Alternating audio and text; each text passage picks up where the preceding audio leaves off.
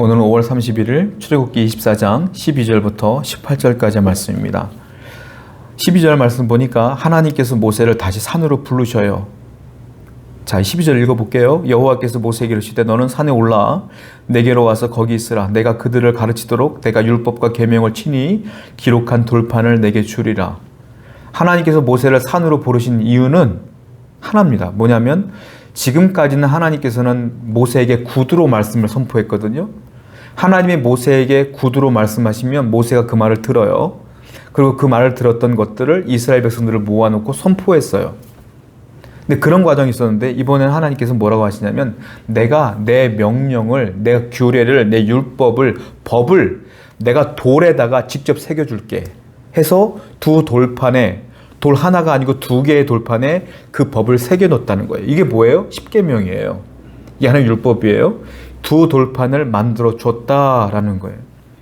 여러분, 예전에는 모세가 하나님 말씀을 듣고 구두로 선포할 때는 이스라엘 사람들이 처음에는 아멘 했어요. 아, 그렇구나. 그런데요, 구두로 선포되어지는 그 말씀은 시간이 흐르면 사람들의 머리에서 싹 잊어버리게 되는 거예요. 잊어먹게 돼요. 그리고 자기들 멋대로 산 거예요. 그러니까 하나님은 이번에는 두 돌판으로 아예 하나님 말씀을 새겨주셨어요. 그리고 너희들이 말씀을 잊을 때마다, 내 명령을 잊을 때마다 이 두 돌판을 봄으로 다시 기억하라 라는 뜻으로 두 돌판의 말씀을 새겨주신 거예요. 물론 이스라엘 사람들이 두 돌판으로 말씀을 새겨줬어도 잊어먹었죠. 잊어먹었으나 다시 볼 기회는 있고 깨달을 수 있는 기회는 있는 거죠. 이 두 돌판 때문에. 우리가 주일날 설교를 듣는데 아멘 하지만 돌아서면 잊어먹어요. 그렇죠. 그러니까 여러분들에게 필요한 건 뭐냐? 기록된 말씀이 중요한 거예요. 기록된 말씀이 뭡니까? 성경이에요, 성경. 그래서 우리 예배 때 선포되는 목사님들의 설교를 들어야 되고요. 그리고 집에 갔을 때는 기록된 성경을 읽어야 된다. 그래야 하나님을 잊지 않는다. 하나님께서 이렇게 두 돌판에 새긴다는 건 나를 잊지 말아라 이거예요. 하나님 말씀을 잊지 말아라. 사랑하는 성도 여러분, 우리는 하나님을 잊어서는 안 된다. 하나님의 말씀을 기억하여 그 말씀대로 살아가야 될 줄로 믿습니다. 또 13절 말씀 보게 되니까 이번에는 모세가 그의 부하 여호수아와 함께 일어나 모세가 하나님의 산으로 올라갔다. 혼자 올라가지 않고요. 여호수아와 함께 올라가요. 여호수아는 이 이후에 계속 등장할 겁니다. 왜냐하면 모세가 죽은 뒤에 여호수아가 이제 두 번째 이스라엘을 이끄는 인도자가 되기 때문에 그렇죠. 그 전에 모세는 여호수아와 늘 함께 다니면서 그의 지도력을 계속 전수해 줬어요. 그리고 하나님과 함께 만났고 하나님의 말씀을 같이 들었고 이 훈련들을 계속함으로 함께 동역하게 된 거죠. 그리고 모세가 없었을 때 여호수아는 자연스럽게 하나님 앞에 나가는 백성의 리더로서의 역할을 감당하게 되는 것입니다. 모세에게는 이와 같은 동역자가 있었다. 교회와 공동체는 반드시 이와 같은 일들이 있어야 돼요. 한국 교회의 문제가 뭡니까?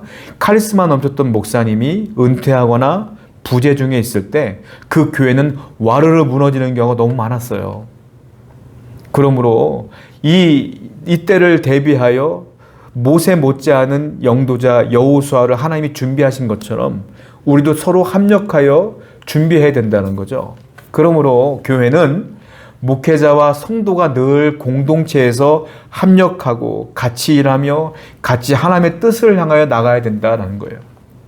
우리 교회도 항상 목사 혼자 하나님 앞에 던져놓지 마시고 항상 같이 기도하고 같이 고민하고 같이 애를 쓰는 그런 교회 공동체가 되어야 될 줄로 믿습니다. 그래야 건강하게 하나님의 은혜 가운데 거할 수가 있다라는 거죠. 또 뒤에 말씀 보게 되니까 16절 말씀 보게 되니까 이제 하나님의 영광이 구름에 가득했어요. 이스라엘 사람들은 그 구름이 빽빽하고 그 산에, 그러니까 하나님이 거기 계시다는 걸 알았고요. 하나님 전에 나갈 수가 없기 때문에 그 산 밑에서 그것만 바라보고 있는 거예요. 그런데 문제가 있어요. 모세가 산에 올라간 지 40일이 됐는데 내려오질 않는 거예요. 그러니까 이스라엘 사람들은 처음 경험한 것들을 경험하게 돼요. 뭐냐? 불안하기 시작해. 하나님의 말씀이 없었던 날이 없었는데 40일 동안 모세도 안 보이죠. 하나님 말씀도 들리지 않죠. 무서운 거예요. 그리고 17절 말씀 보니까 산 위에 여호와의 영광이 이스라엘 자손의 눈에 맹렬히 맹렬한 불같이 보였고 산이 구름만 있는 것이 아니라 산이 막 불타올라요. 그러니까 접근하기도 어렵고, 그리고 또 하나 무슨 생각했냐면 모세가 그 산에 올라갔는데 모세는 타 죽었을 거야 라는 생각도 들어온 거예요. 그러니까 모세가 불이 타오르는 산에 올라갔는데 40일 동안 소식이 없어. 그러니까 이들은 모세는 불에 타 죽었을 거야.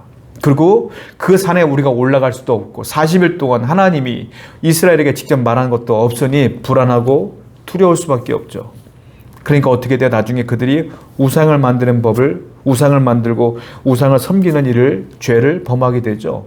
한마디로 말하면 이스라엘의 신앙의 밑바닥을 보여주는 행위가 나타나게 된다. 여러분, 가끔 우리가 기도할 때 보면 하나님의 응답이 없을 때가 있어요. 그리고 나 혼자 있을 때가 있어. 아무리 설교를 듣고 아무리 예배를 해도 내 인생은 자꾸 망가지는 것 같고 실패하는 것 같고 기도해도 하나님은 내 기도에 응답하지 않는 것 같을 때가 있어요. 그때가 내 신앙을 보여줄 때예요. 그때가 이스라엘은 그들의 신앙의 밑바닥을 보여줬어. 하나님께 죄를 졌다고요. 하나님을 믿지 않았어. 그때일수록 우리는 어떻게 되냐? 우리의 신앙을 더 견고해야 되며 우리의 신앙은 하나님께 드러나야 될 때가 그때야. 오히려 그럴수록 하나님 더 믿습니다. 하나님 말씀을 더 굳건히 붙듭니다. 라고 해야 돼요. 이스라엘 사람들은 불타오르는 구름과 불타오르는 불을 보면서 하나님은 없다. 모세는 죽었다라고 생각했다는 거예요. 눈에 보이는 것으로 판단했어요. 우리는 눈에 보이는 것으로 판단하는 자가 아니라 눈에 보이지 않는 믿음으로 하나님을 붙들고 살아야 될 줄로 믿습니다. 오늘도 비록 하나님이 여러분들에게 이래라 저래라 직접 말씀하지 않아도 하나님 믿음으로 나는 하나님이 나를 이끌고 있음을 믿습니다 라고 고백하는 여러분 되기를 축원드립니다. 기도합시다. 하나님, 눈에 보이는 것으로 판단치 아니하며 믿음으로 모든 것들을 판단하고 주님을 붙들고 살아가는 귀한 백성 될 수 있도록 인도해 주옵소서. 예수님의 이름으로 기도드렸습니다. 아멘.